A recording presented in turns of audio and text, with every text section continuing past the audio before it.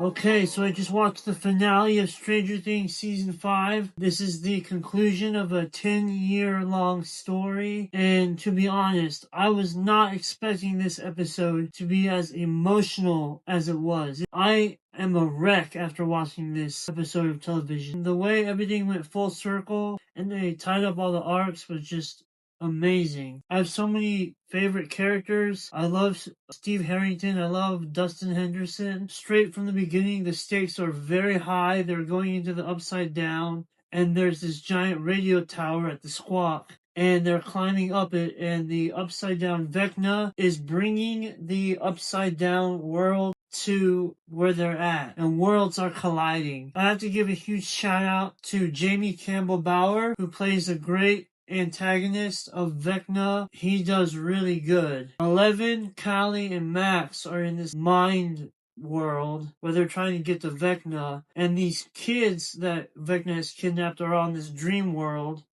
and 11 and Vecna have a face-off in the dream world, and they're trying to rescue the kids, and Derek is like lagging behind, and everyone's worried about Derek, but they're trying to escape, so they go to the cave, and then Vecna finally is able to go into the cave to face his past trauma. So I'm going to go into spoilers now, so spoiler warning. So there's the Abyss, the Upside Down, and then the real world Hawkins.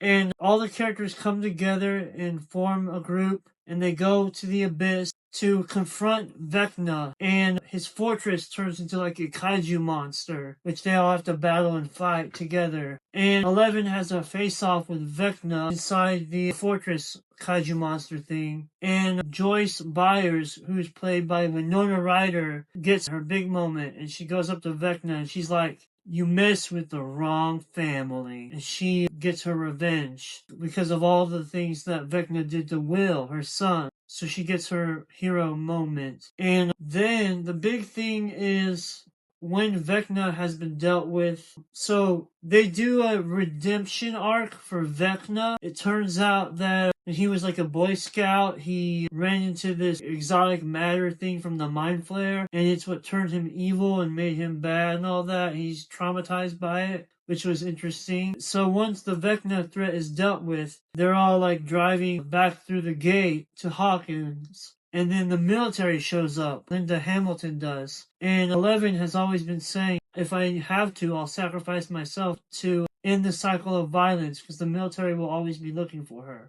And it's a very emotional scene because from what we can see, 11 stays in the gateway in the Upside Down, and they blow up a bomb which activates the exotic matter or whatever, and it explodes, and there's a huge explosion, and it looks like 11 is taken out. She's just standing there, and she disappears. It wrecked me. This epilogue that's like an hour and a half long of the aftermath and the way they tie up all the loose ends, I was so emotional watching it, like I couldn't handle it. They resolved the whole Nancy, Steve, and Jonathan thing.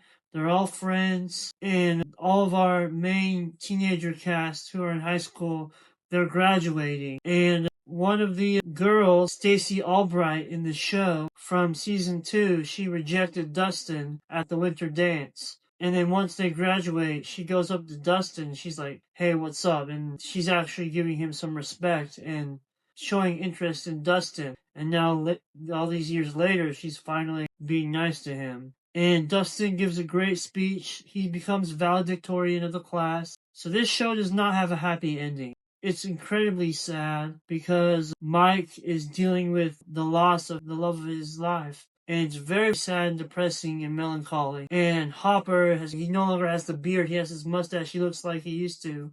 And he's trying to console Mike, and Mike just can't deal with the loss. It ends with all of the main characters, they're just playing D&D together in the basement, like the very first episode.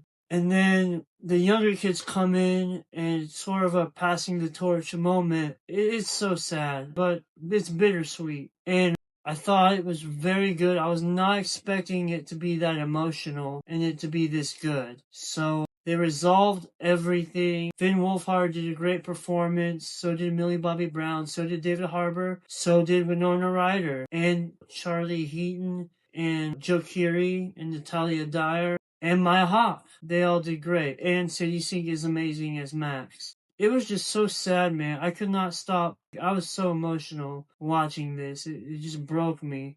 So we don't really know what happens at the end. Mike and all of them, they say, we choose to believe what we choose to believe. And it's sort of an open-ended ending where it's not concrete, it's not definitive, and it's so heartbreaking. But it was a great ending to this story. And Holly becomes best friends with Derek, and you see Karen Wheeler and Ted Wheeler at their son's graduation. And it really felt like the cast was saying goodbye to the show. They've spent their whole lives growing up on television for us to watch.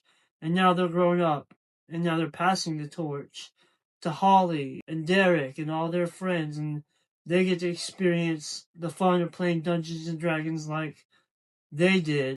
The Duffer Brothers did a good job. And Mike decides to become a writer and tell stories. I thought that was cool.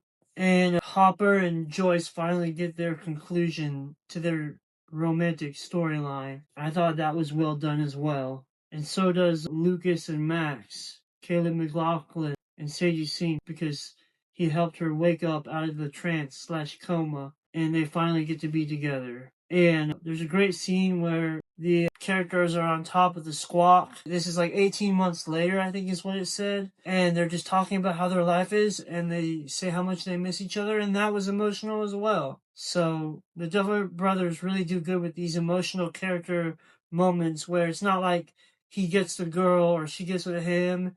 It's a way more realistic type of thing where not everything is a happy ending. And I guess since it was so good, I'll give it a 10 out of 10.